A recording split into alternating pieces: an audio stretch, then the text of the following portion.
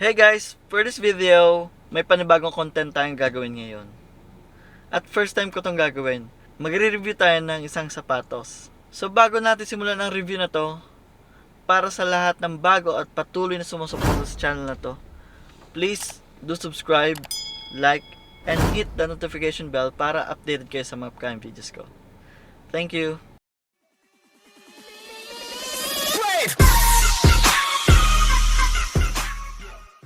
So, ito na nga yung sapatos na review natin.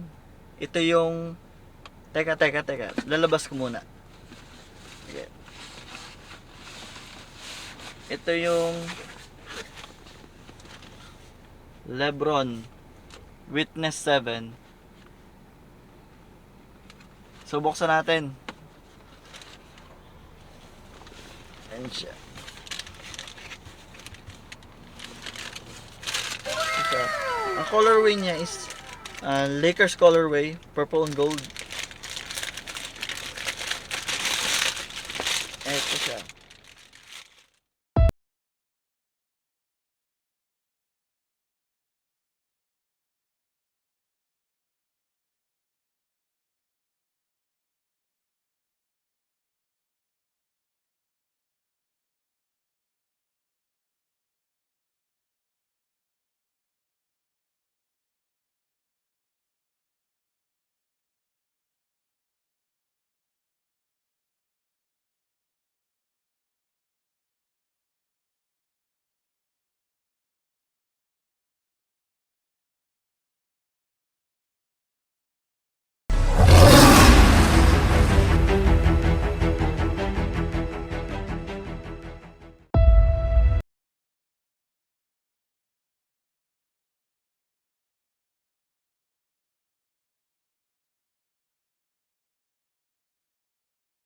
Ngayon, tingnan muna natin yung design ng sapatos na to.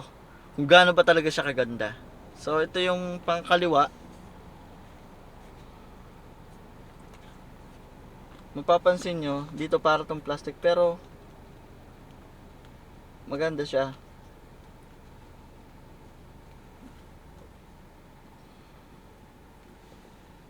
Then ito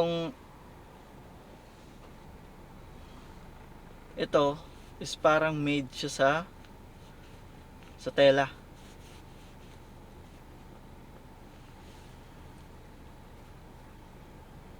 Parang siyang plastic dito. Tapos ito yung Air Max niya. Ito yung tumutulong para mas lumambot or tumulong sa'yo sa pagtakbo at pagtalon. Tapos ito yung ilalim niya.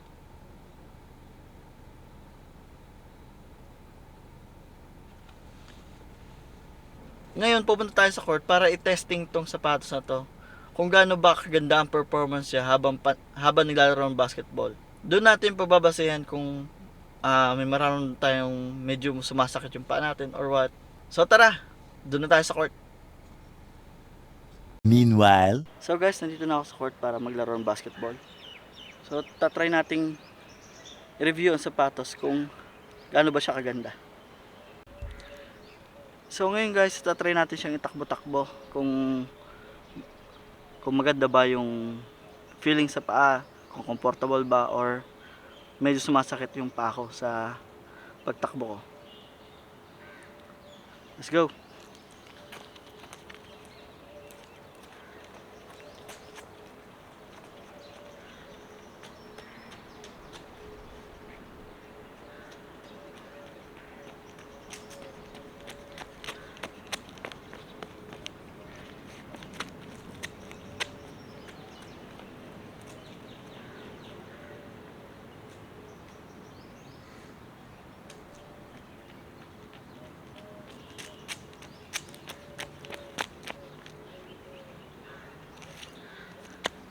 Ayan, dahil sa tagal ko hindi naglalaro, pagod na agad ako. So, ano bang sunod natin gagawin? Tignan natin yung kanyang traction or kapit sa sahig. Kung gaano ba siya kakapit sa sahig.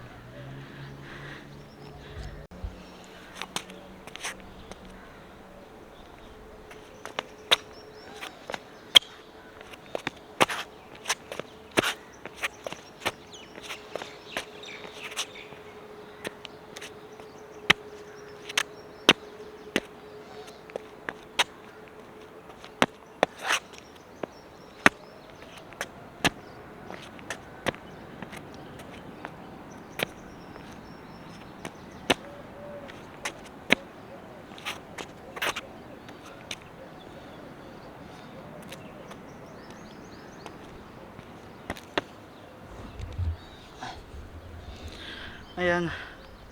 All in all, mako naman siya, makapit siya. Sobrang siya makapit. Lalo na sa outdoor. Hindi lang natin siya matry sa indoor kasi mahirap magpa-schedule dito na indoor. Pero siguro next time mag-schedule tayo. Ngayon, try naman natin maglaro ng basketball. Ito yung court to. Masyadong mainit. So try natin maglaro ngayon.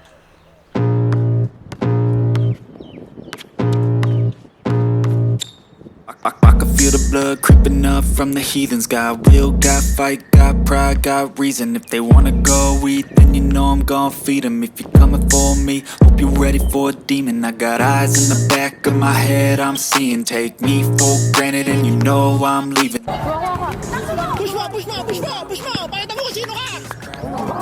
Yan, nakita na!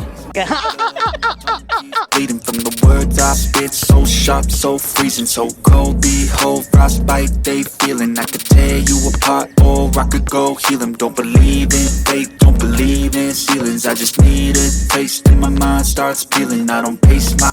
Ang galing! Ang galing! I just love the feeling. I ain't gonna give up. Got too little time, I'ma live up. Head down, push forward through the tough times. Cause anything worth doing is a tough climb. And I ain't gonna give up. Got too little time, I'ma live up. Head down, push forward through the tough times. Cause anything worth doing is a tough climb. Cause I'ma live life for the fight, yeah, I'm here to get it. I got drive, got sight. So yun guys, kakataos ko lang maglaro. Na-testing natin yung LeBron Witness 7. Ang masasabi ko lang is napakaganda niyang ilaro. Napakaganda yung takbo.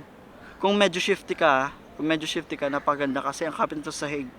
Lalo sa outdoor.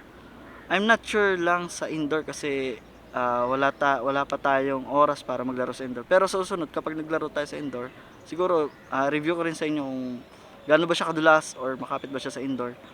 Tapos, sa pagtalon, okay naman siya. Wala kang mararamdaman sa pagbagsak mo kasi garino lang naman din ang talon.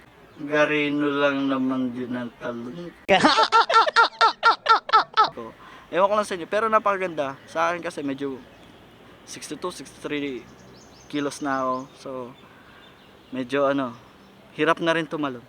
So, all in all, napakagandang gamitin. Recommend din siya na gamitin as basketball. Kaya para sa mga players dyan, i-recommend ko ang LeBron Witness 7 kasi napakaganda niyang gamitin. Napakaganda niyang gamitin. Hindi siya overweight or hindi siya masyadong magaan. Sa tamang timbang lang siya na pang kayang-kaya mong bitbitin sa bilisan tayo. So dito na natin tatapusin ang video na to. Maraming salamat sa panood and see you on the next video. Goodbye!